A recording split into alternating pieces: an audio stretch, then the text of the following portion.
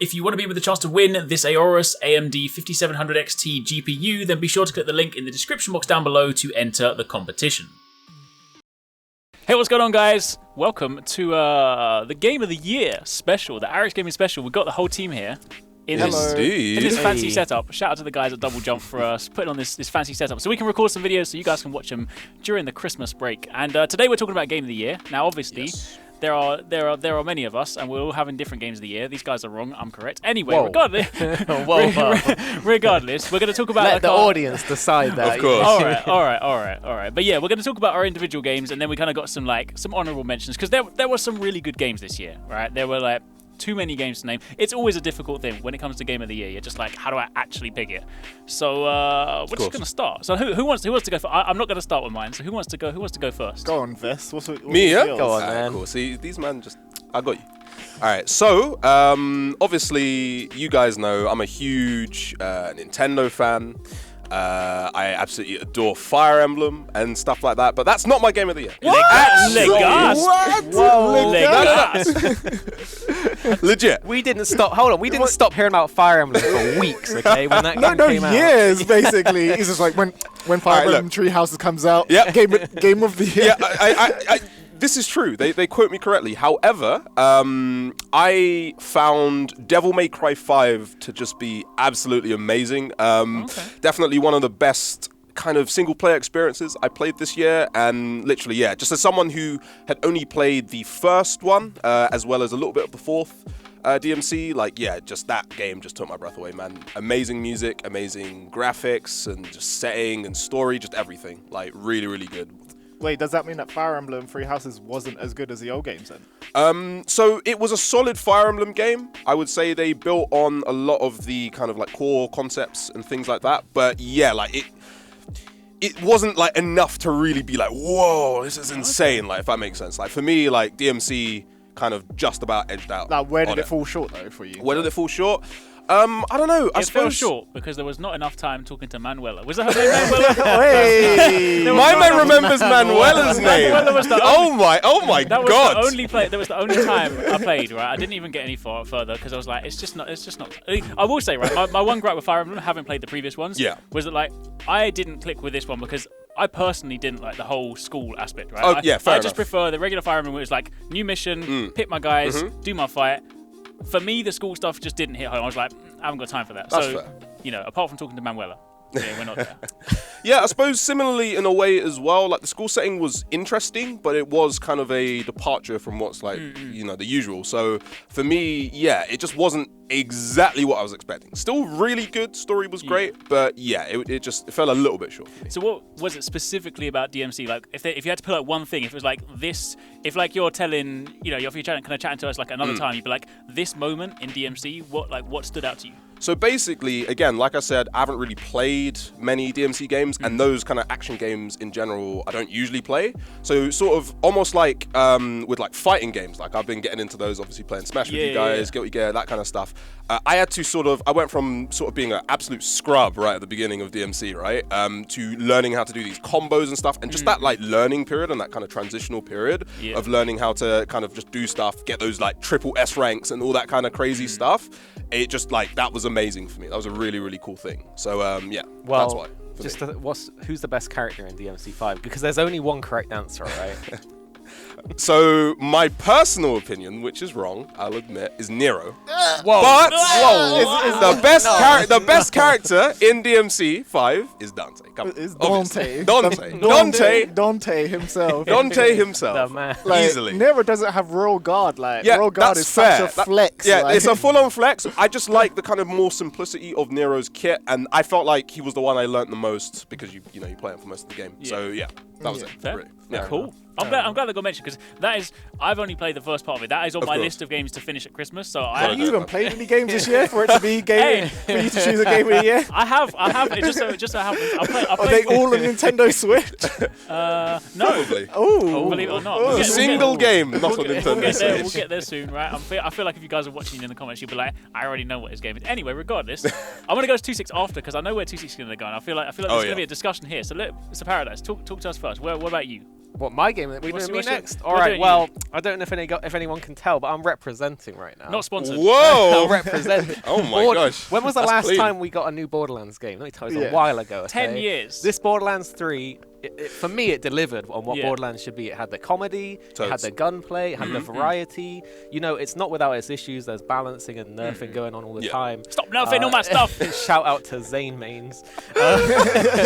But Every time there's a new build, they're like, update patch. This Yep. thing no longer does damage. we make a build, it's gone within a week. Yeah. But Yeah. it's such a fun game. There's so much to do in it. There's actually a good grind there as well. Like you Yeah, know, totally. you can do it solo. Obviously, we play as a 4-player co-op team, Yeah. but it's fun solo as well, and it's just it's what you wanted from Borderlands. Yeah, you know? yeah. So I think if you're one a of the Borderlands fan, it was a big year. I'd Yeah, say. 100%. I think one of the best things from that, like for a lot of us, was that like the moment-to-moment gameplay, right? Like you've For got the gunplay in Borderlands, especially considering pre-Borderlands 3, we were streaming Borderlands 2, Yeah. and going from 2 to 3, you felt that change in like Yeah. the gunplay. Like it just felt really, really good. I will say, having gone into Borderlands 3 now, like because when I first played Borderlands 1 and 2 was with like 2.6 when it first came out.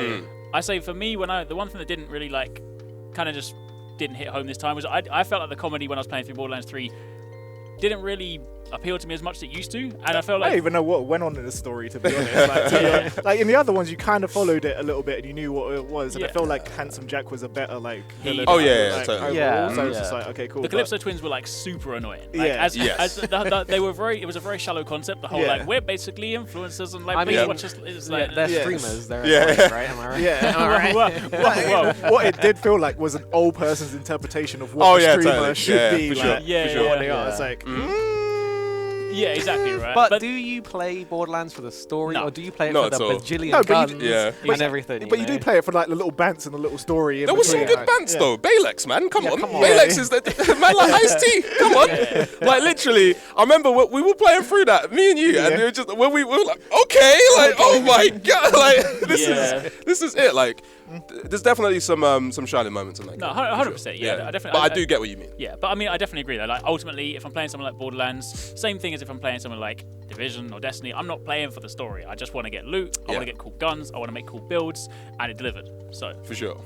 Shout out to the Siren. Yeah, so yeah, it was. Yeah, I enjoyed it thoroughly.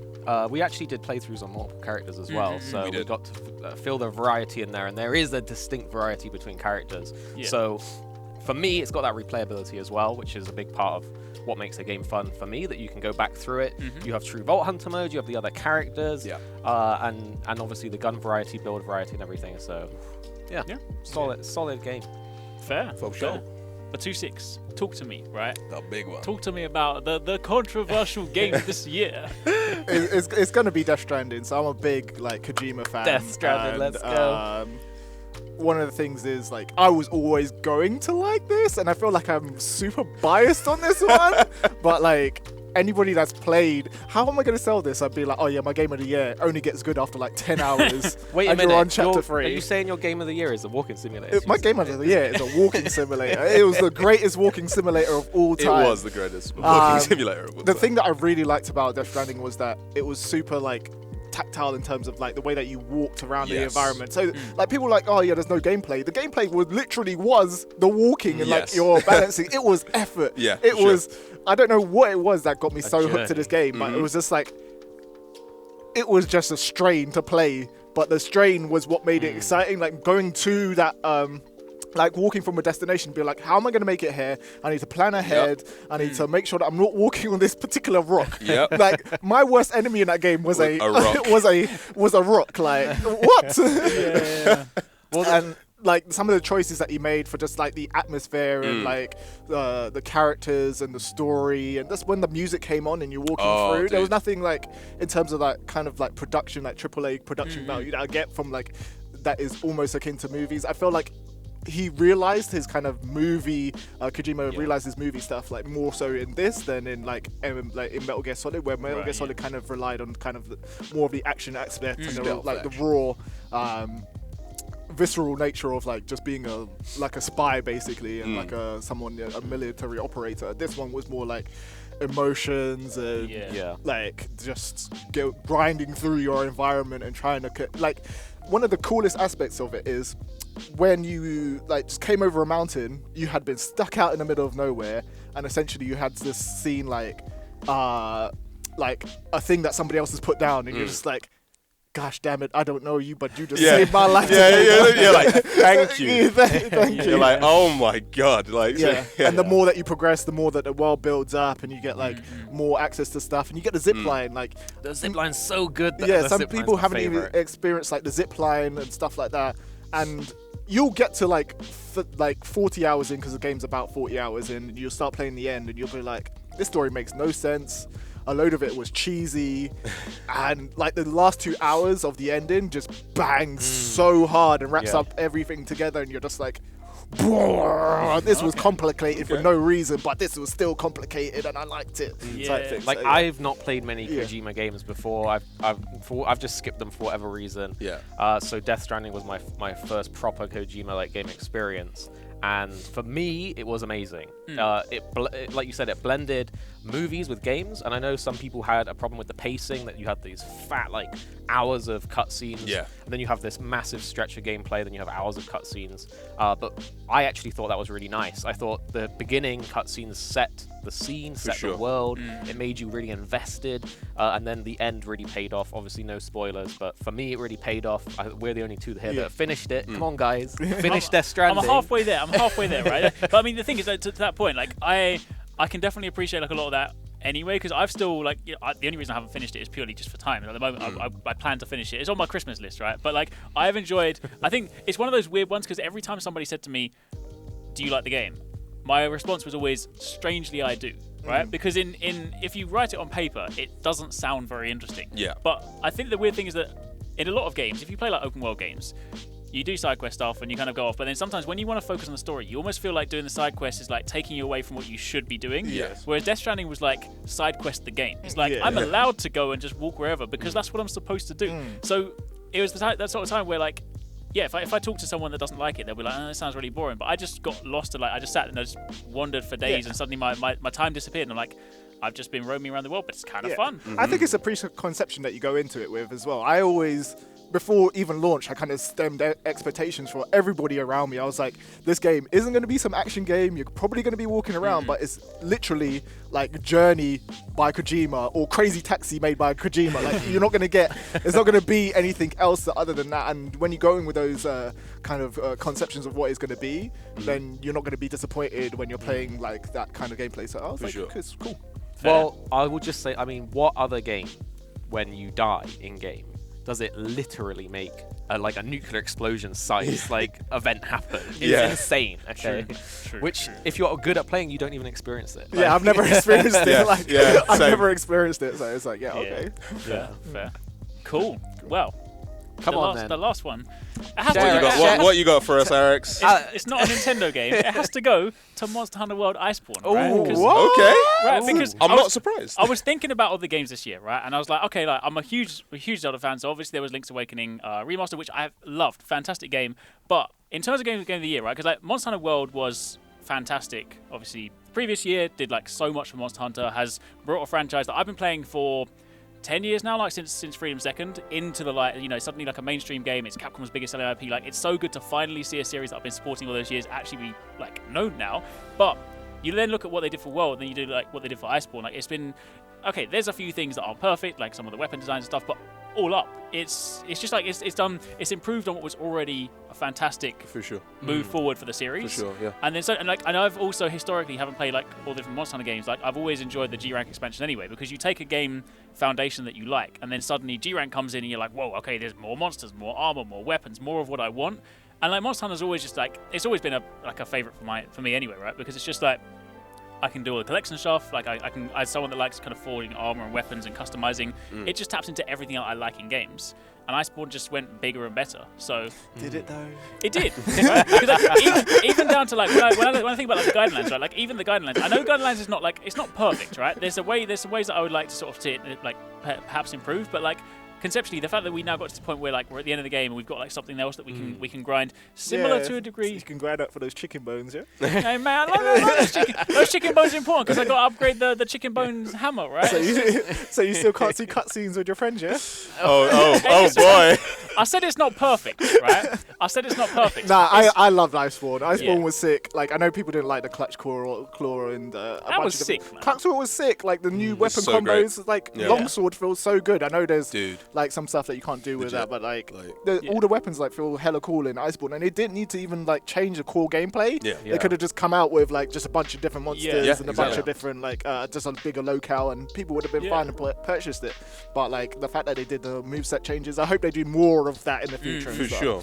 And the fact that they're also like expanding on like more so than just like in World we got more monsters, right? Yeah. But like we've even had like in the Guidelines there's been expansions to the actual playable area, and then like they've even the cadence has been quite a lot quicker than with World. Like we've already had 3 new monsters in basically 3 months, so there's quite a lot of stuff that just like always be doing. Yo, no one can say anything. You know why World is like actually a banger this year? Because of the Safi Jiva. Yeah, I was about to say Safi Jiva. When that Sapphire Star drops, when that drops, woo! my man fully mic drops and just leaves. That was so good. That was so good. They are like it's so good to just kind of we were talking about this the other day on stream, like just kind of see, especially with those kind of isolated boss fights, see how much better they're getting compared to like the handheld games and even like the earlier ones. Like Xeno was an amazing experience like back in the day, but then the new Safi Jiva stuff, like that just blew our minds. Like cinematically, that is just like absolutely amazing. So yeah, like definitely didn't expect it from Monster Hunter. So the thing it's good to see those improvements. The thing about Monster Hunter World and Iceborne is that it's almost like it's a new chapter in Monster Hunter, right? It's taking it into the future of actual like the flagship consoles. It's on PC as well. Of course. So the exciting thing for me about it is what's the next, you know. Oh yeah, exactly. And 100%. I mean, like with the console generation around the corner and like it now being their biggest selling IP, it's not even remotely crazy to assume there's going to be something else, right? So we're like, so that's just going to be like, I definitely want to see finally like a new weapon archetype when we get like World 2 or something. Like that needs to happen. But yeah, Iceborne was solid. So obviously we got all of our individual games of the year. Like very, very quickly, because obviously I want to try and keep these at like a decent duration. What's your like honorable mention? But you can only like you've got to give it to me in like 30 seconds. Yo, I'll go first. I've got it. All right, cool. Call of Duty Modern Warfare. Yeah. I know that people enjoy Call of Duty and Advanced Warfare and everything. But Wait, did you complete the campaign?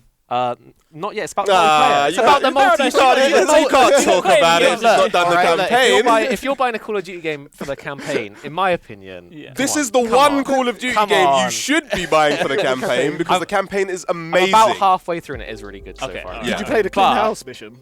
Yeah. It's like the third mission.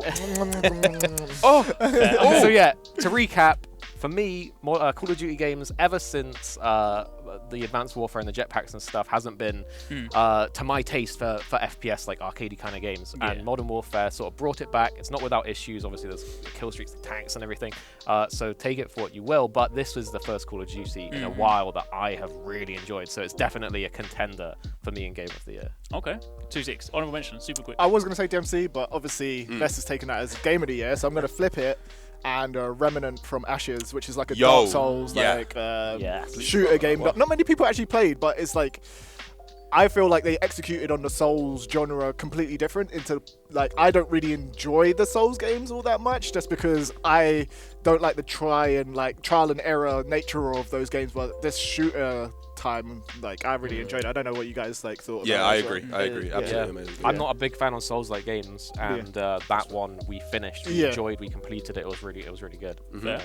For me, real quick, technically it came out in December of last year, but Super Smash Bros. Ultimate, honestly, it's just been like, just from a perspective of just like gaming as a whole and sort of like just seeing all these different IPs, like not even just Nintendo third-party stuff, just being mashed together into this one big game. Literally, if you went back in time and asked me like when I was like 5, like, yo, what game do you want? I'll be like, I want a game where I can like have like Snake beat up Link and then like Cloud Strife comes through. It's just, you know what I mean? Like it's just it's absolutely amazing. And obviously we've played it a bunch and it's just been a blast. So yeah, definitely have to say Smash. Fair. And my honorable mention has to go to Katana Zero, right? That game, super small indie game, right? Really, really good. Had like an amazing soundtrack, like super fast-paced platforming, but also having the like slow down time mechanic. It's almost like playing through one of those martial arts films where like everything in the environment you can interact with, and like you suddenly start flipping pots at people and dashing through and like slicing through the enemies. It was such a cool campaign. It only takes about like 10 hours to complete, like super small, super condensed. But that game, if you haven't played it, 100% sneak in. Which is 99% of people. Then play it. Then play it. Anyway, that's it. That's our Game of the Year discussion. Hope you guys enjoyed it. Be sure to keep it locked. We've got loads of cool videos coming over the Christmas period, so lots more things to talk about, because especially with the next gen around the corner, then we're going to be chatting about some of that stuff. So stay tuned. But for the time being, we out. Bye. I really hope you guys enjoyed that video. Remember to hit that subscribe button and also click on the little bell icon to turn on notifications so you don't miss my next upload. Also, don't forget, you can check out 269 and Paradise Central streaming over on Twitch 6 days a week. You can find a link to the multi-stream in the description box down below. Be sure to drop by and get involved. Thanks again for watching. Take it easy. Catch you next time. Peace out.